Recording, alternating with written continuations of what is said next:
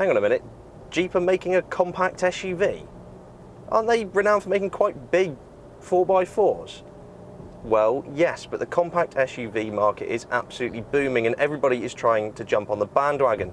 The only trouble is, most manufacturers, when they do this, sacrifice a bit of their soul, a bit of their flair, a bit of their character to become more mainstream in this compact SUV marketplace. Not Jeep though. They've retained their very American roots with this big, bold styling on this relatively small car.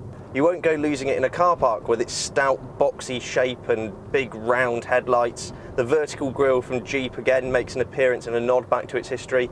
And those little historic notes are actually dotted all over the car as little Easter eggs to find, such as the original Willys Jeep there climbing up the windscreen, or the insignias in the backrest of the front seats, or in the rear tail lights, etc, etc. There are loads of them to go and find. It's quite a fun little trait, and I think that sort of suits the character of the car. This is a car that's, you know, it doesn't take itself too seriously. It's a caricature, effectively, of a Jeep, and I like that. I like that it's a bit cartoonish. I like that it looks like a bit of a Tonka toy truck.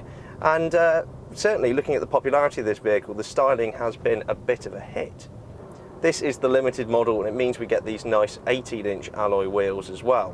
The interior has quite a rugged feel to it too, with you know, lots of hard-wearing materials. Nothing feels like it's going to fall off anytime soon. It feels bolted together quite well. And there's nice little touches like a grab rail for the passenger there. And you know, since 1941, again, another nod back to Jeep's history. This limited model gets a pair of front heated leather seats, and I have to say they're really supportive, particularly on longer journeys. In the centre console you'll find a 6.5-inch touchscreen infotainment display, and on this model dual zone climate control. Now, despite being a compact car, the rear will still seat 3, and with plenty of space too, loads of headroom, loads of legroom, and the middle passenger doesn't have a particularly large transmission tunnel to straddle either. Now, the boot is 351 litres, which isn't the biggest in its class, but it's fine for, you know, trips to the shops and the like, and of course you can fold those rear seats flat too. Powering our Jeep Renegade is a 2-litre 4-cylinder diesel engine from Fiat, produces 140 brake horsepower and a really quite chunky for this size of car 350 newton meters of torque. It's not the most refined engine, it's a little bit grumbly, but like I say, that torque is plenty useful whenever you want to, well, get up and go. That performance potential is sent to the road via a 9-speed automatic gearbox, which I have to say it's quite competent at knowing what it wants to do, and the changes are really silky smooth. Maybe not the fastest when you select them manually, but leave it to its own devices and it functions really rather well. But this car is the 4x4 model, which means it has all-wheel drive. Now, whenever you're just trundling along, normally, normal weather conditions, front-wheel drive, that's what you get. It disengages, and you don't need to waste the fuel on powering all 4 wheels. So it helps boost the fuel efficiency slightly. But whenever they detect any slip at all 4 wheels are engaged and off you go. Now, in most cars this is a bit of a novelty, and maybe even in this car's sister car, the Fiat 500X, it has a similar system. But this Jeep Renegade is very capable off-road, and I'm not just talking for the size of car, I'm talking about in general. Those nice short overhangs means you don't catch the car on anything, it's got good ground clearance, and the aforementioned all-wheel drive system has several modes. As well as auto, you've got snow, sand and mud, you've got hill descent control, you've got the ability for an all-wheel drive low range mode, and also you can push a button and lock it permanently into all-wheel drive. All of this means that it's really rather good, and it sort of scampers up muddy hills like a mountain goat. Now, of course, this week I took it off the beaten track and onto the rough stuff, but it was nothing in comparison to what I put it through last year when this car was brand spanking new at a test day.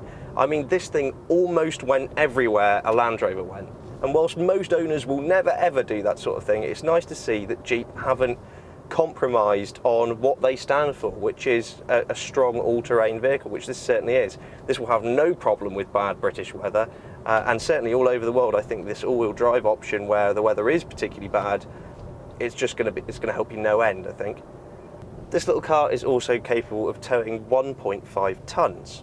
It claims on the combined cycle that this car will do 48.7 mpg. A Jeep Renegade from £17,495. Whilst the Jeep Renegade is not the most refined or fuel-efficient car in its class, it has two things that its key competitors do not. Firstly, genuine off-roading ability. Many of them claim to be able to do the rough stuff. This car is the genuine article. And secondly, bags of character.